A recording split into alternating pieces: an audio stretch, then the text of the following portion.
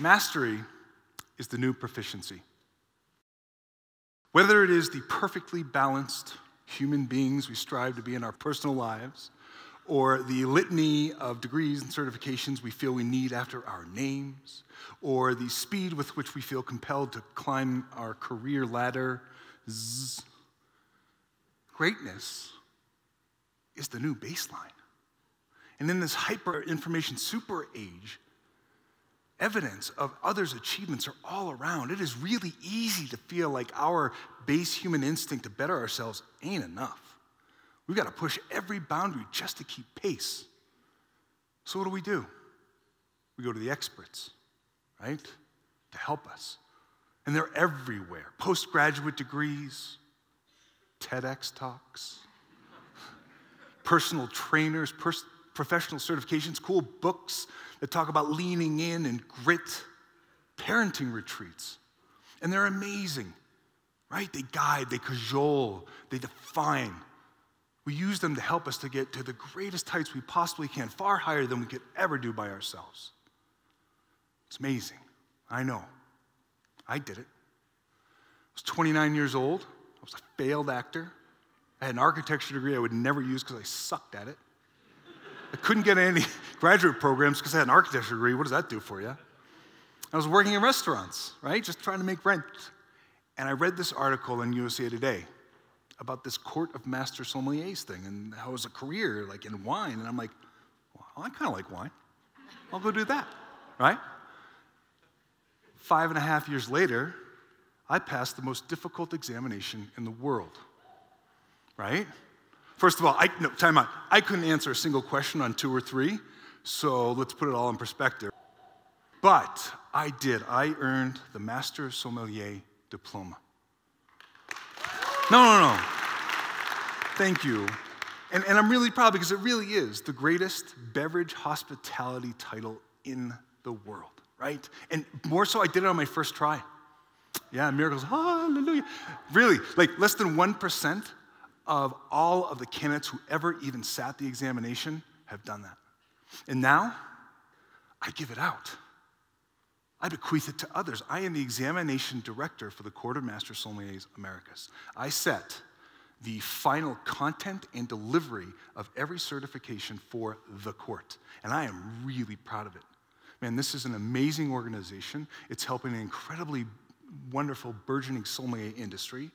And it's also improving lives via hospitality at a time when our particular population is in desperate need of more and more authentic personal connection. Love it. But I figured something else on my way to my wine certification forum, and it applies to all of us. And it may seem obvious, but I see it overlooked in the hectic pursuit. I first saw it in myself, then in hundreds of candidates coming up, trying to be master sommeliers, and now I see it in everyone chasing excellence via the expert's decree. And it is this: mastery begins and ends with our personal ownership. Really simple, right? Simplest concepts. Others, vaunted others, may set and gauge standards to shoot for. Awesome, go for it. But we must sift those standards through our personal guiding principles, our creed, that we may be the arbiters of our own mastery. Not only will that help us achieve whatever we're trying to get, whether it's knowledge or a skill or an ability, but it'll also allow us to find a more profound use for it and come to peace with it. So let's use the Master Sommelier diploma track as one example. And just preface, this is an insanely difficult examination, as you know, right? It's you have to know how to taste. You need to know theoretical knowledge. You need to be able to serve in a restaurant every alcoholic beverage on the planet, not just wine, right? It's mind-boggling how much information there is about this topic. I was talking to a candidate 6 months ago, and he said, man, I'm so stoked. I've got 5,000 note cards, 120 hours of audio questions. I figured out I tasted 11,000 wines, 5,500 of which blind. And I practice the standards every day, the practical service standards every day. And then I do what I'm supposed to be doing. I fold it all in, and I bring it out to my restaurant floor, and I try to exceed guests' expectations with all of it. Awesome, right? And why do they do that? Because they know we may hand them a glass of wine, looks just like that, not say a thing. And we want them to be able to describe it perfectly, tell us why it tastes the way it does, then get down to, oh, that's got to be this grape from this region, in this vintage, in this classification level. Then we want to make sure that they know how to serve it so the guest really likes it in their restaurant, right? Awesome. And they have to be able to do this for hundreds of beverages. Like I said, it's not just wine. It's wine, beer, spirits, sake, aperitifs, digestives, dessert wines, fortified wines, goes on and on and on. It's a tall order. It's amazing. And so every year, about 3 or 4 weeks before the examination, inevitably I get an email from a fearful candidate.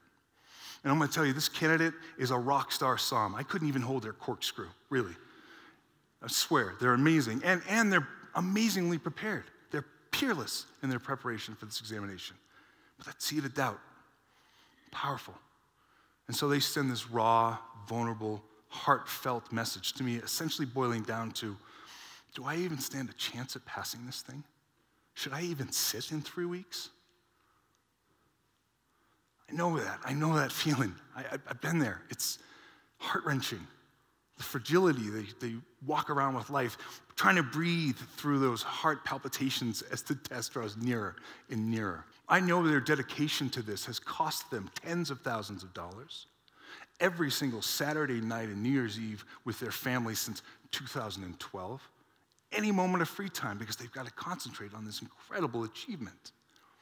And yet, I always answer with only one question. I don't explain it, and I never reply to a follow-up email, and it is this. Are you a master? I don't ask, do you know the classified growths of Bordeaux? I don't ask if I pour you a Barolo, can you tell me what vintage it's from and whether it's Normale or Riserva? I don't ask, can you take a 12-liter, decant it, pour it for 100 guests without dripping?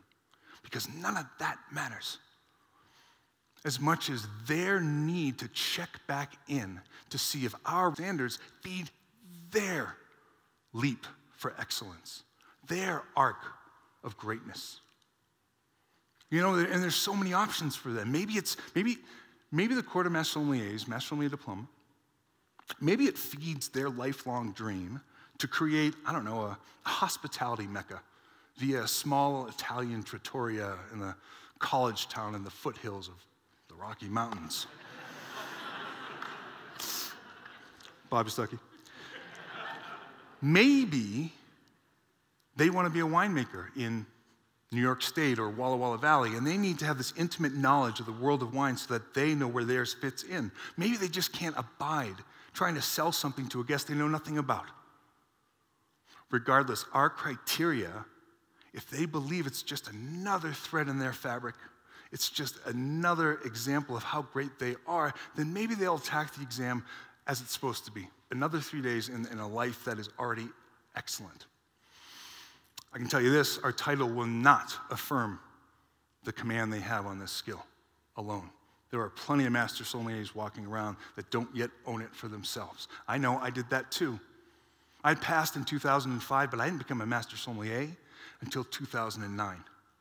And this is when one of my proteges, a guy who I had spent hours and hours tasting and talking about theory, scheming and dreaming, doing the curriculum, all this fun stuff, he got his master sommelier diploma. And I was there. And I can't tell you, when they took that amazing burgundy and gold pin and they put it on his lapel, I had what can only be described as a minor seizure of sorts. But then I got into this space of absolute peace and startling clarity. Because there it was. There was my mastery. It was phenomenally powerful. That moment force-sifted all of my search for excellence and revealed to me my creed, my guiding principles. And it is this: for me to possess my excellence, I got to give it away. That's it, pure and simple. And for that reason, that person, their pin, will forever symbolize my mastery more than this pin you see on my lapel today. It was powerful enough that I had to do it more. I had to scale it, so I became the examination director for the Court of Master Sommeliers. Scales well, I promise.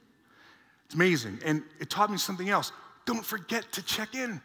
Come on, ask yourself, is this working for you? When it goes through your prism, is that the rainbow you want to see? Don't live it out here. Live it in here. And that's what I want you all to do if you leave this lovely event tonight. I want you to know that you can ask and you must ask. I don't care if you're trying to shave 2 minutes off your marathon. I don't care if you're trying desperately to connect with your 13-year-old daughter so you take a parenting class. I don't care if you're going after the vice presidency in a company. Pause. Sift. Think of one thing you've achieved, one amazing thing you have earned, one skill you have, one ability you did not come into this world with, but you had to fight for. Are you a master? Thank you.